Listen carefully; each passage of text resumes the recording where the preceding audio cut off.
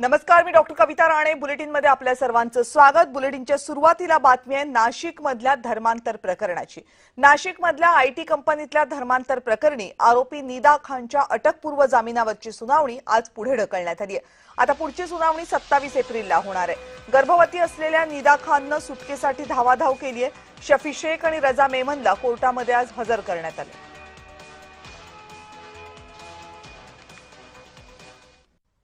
फिर्याद दाखल झाल्यानंतर असंही दिसून आलं की 4-5 दिवसानंतर प्रिव्हेन्शन ऑफ ॲट्रॉसिटी ॲक्टचे पण कलम ॲड करण्यात आले होते आणि त्यामुळे ॲट्रॉसिटी ॲक्टमध्ये जो अटकपूर्व जामिनाला कलम 18 जो होता पूर्वीचा, ती जी बाधा आहे पहिले त्याच्यावर युक्तिवाद झाला की जरी कायदेशीररित्या बाधा असली तरी ती बाधा कायमची नसते. जर प्रथमदर्शनी फिर्यादमधले आरोप बघता ॲट्रॉसिटी ॲक्टचे कलम जर आकर्षित होत नसतील तर अटकपूर्व जामीन मिळतो असे काही निवाडे आहेत, त्याच्याबद्दल आम्ही युक्तिवाद केला. आमचं म्हणणं होतं न्यायालयास की आमचं म्हणणं लेखी म्हणणं कोर्टाच्या रेकॉर्डवर येणं आवश्यक आहे. आम्हाला आमचं म्हणणं म्हणण्याची संधी देण्यात यावी. कोर्टाने ती विनंती मान्य केलेली आहे आणि 27 एप्रिलला अंतिम युक्तिवादासाठी प्रकरण ठेवण्यात आलेलं आहे. त्याच्यात तपासी अधिकारी आणि मूळ फिर्यादी यांच्यातर्फे आम्ही मूळ फिर्यादीतर्फे जे वकीलपत्र दाखल केलेलं आहे त्यामध्ये आमचं लेखी म्हणणं मांडण्यासाठी जी जबाब मुदतीची विनंती केली होती ती मेहरबान कोर्टाने मान्य केली आहे. 27 तारखेला आमचं लेखी म्हणण्यात मांडण्यात येईल. आणि या संदर्भात आणखीन माहिती जाणून घेण्यासाठी नाशिकचे आपले प्रतिनिधी किरण गोटूर आता आपल्या सोबत आहेत. किरण, आज न्यायालयामध्ये नेमकं काय काय झालं आणि पुढच्या सुनावणीमध्ये काय होण्याची अपेक्षा आहे, सविस्तरपणे सांगा. कविता, आजच्या सुनावणीमध्ये निदा खानला हे दिलासा मिळालेलं नाही असं आपल्याला म्हणता येईल.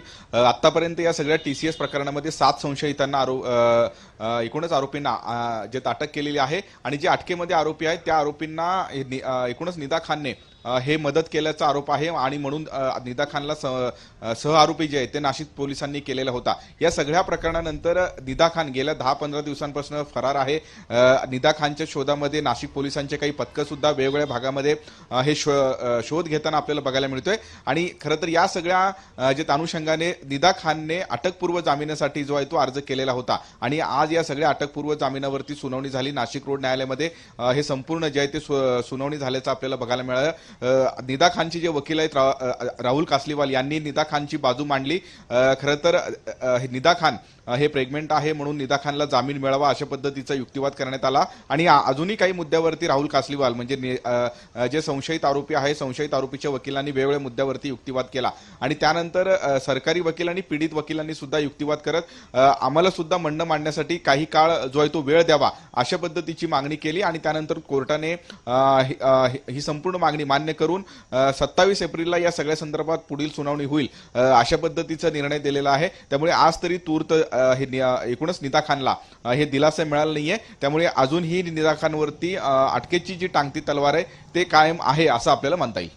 धन्यवाद किरण, तुम्ही दिलेल्या सगळ्या सविस्तर माहितीबद्दल.